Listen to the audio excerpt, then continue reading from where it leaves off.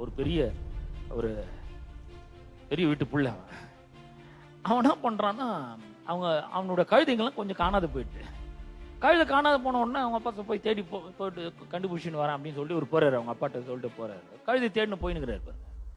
கழுதை தேடின்னு போகும்பொழுது கடவுள் அவனை ராஜாவா செலக்ட் பண்ணிட்டாரு. இவனுக்கு விஷயமே தெரியல. ஹலோ, இவனுக்கு அந்த மேட்டரே தெரியவே இல்லை. இவனை ராஜாவா செலக்ட் பண்ணியாச்சுங்க. இந்த மாதிரி அடையாளத்தோட ஒருத்தன் வருவான், உனக்கு எதிராக வருவான், அவனை தான் நீ ராஜாவா அபிஷேகம் பண்ணும் சாமியல் தீர்க்கதரிசிகிட்ட சொல்லிட்டே இருப்பாரு. இவர் என்ன பண்ண, கழுத பின்னாடி போயினுங்கிறாரு. நம்மோட நிறைய கடவுளுடைய நோக்கங்களும் திட்டங்களும் அறியாம கழுதைங்களை பின்னாடி நம்மளும் போயிட்டே இருக்கணும். நான் சொல்றேன், ஒருவேளை நீங்க கழுதைங்க பின்னாடி போயிருந்தீங்கன்னா ஸ்டாப் பண்ணுங்க. அதெல்லாம் தேவனுடைய திட்டமும் நோக்கமும் உங்களோட வாழ்க்கையில மிகவும் பெரிதா இருக்கிறது.